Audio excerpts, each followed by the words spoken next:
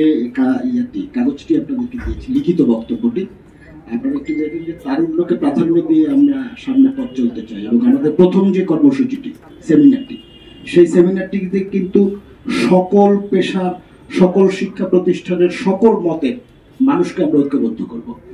ভবিষ্যৎ বাংলাদেশ নিয়ে তাদের কি ভাবনা বিভিন্ন সেক্টরে, সেই ভাবনাগুলো আমরা শুনবো এবং সেই ভাবনাগুলোর আলোকে আমরা আমাদের সংগঠনের অভিভাবক দেশনায়ক তারেক রহমান সাথে কথা বলে আমরা আমাদের ভবিষ্যৎ পরিকল্পনা ঠিক করব। বিএনপির ভবিষ্যৎ পরিকল্পনায় তরুণরা কি ভাবছে সেটি কিন্তু শুধু আমাদের দলের তরুণরা না, সকল অংশের তরুণরা কি ভাবছে সেই ভাবনাটাকে প্রাধান্য দিয়ে ভবিষ্যৎ কর্মসূচি প্রণয়ন করা হবে। এমনকি বিএনপির যে 31 দফা কর্মসূচি আছে, আমাদের ভারপ্রাপ্ত চেয়ারম্যান বলেছেন সেটি কিন্তু পরিবর্তনশীল।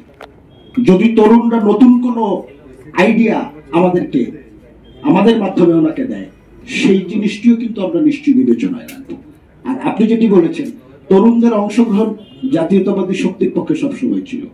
যখন মিছিল মিটিং এর কোনো অনুমতি ছিল না, তখনও কিন্তু এই তরুণদের সমাবেশ হয়েছে, আপনারা আমাদের সাথে ছিলেন এবং সেই সমাবেশগুলোতে মানুষের উপচে পড়া সমর্থন, গণতন্ত্রের পক্ষে আপনারা দেখেছেন, তরুণদের সেই সমর্থন। আজকেও কিন্তু সেই গণতন্ত্রের আকাঙ্ক্ষা মানুষের মন থেকে মুছে যায়নি। আমরা মানুষের পক্ষে আছি। তরুণরা যা ভাবছে সেই ভাবনাকে প্রাধান্য দিয়েই বাংলাদেশ জাতীয়তাবাদী দলের এই 3 অঙ্গ সংগঠন তথা বাংলাদেশ জাতীয়তাবাদী দল এবং আমাদের ভারপ্রাপ্ত চেয়ারম্যান জনাব তারেক রহমান তরুণদেরকে প্রাধান্য দিয়ে ভবিষ্যৎ কর্মসূচি এবং ভবিষ্যৎ বাংলাদেশ বিনির্মাণ করবেন। আপনাদের সকলকে ধন্যবাদ। আসসালামু আলাইকুম।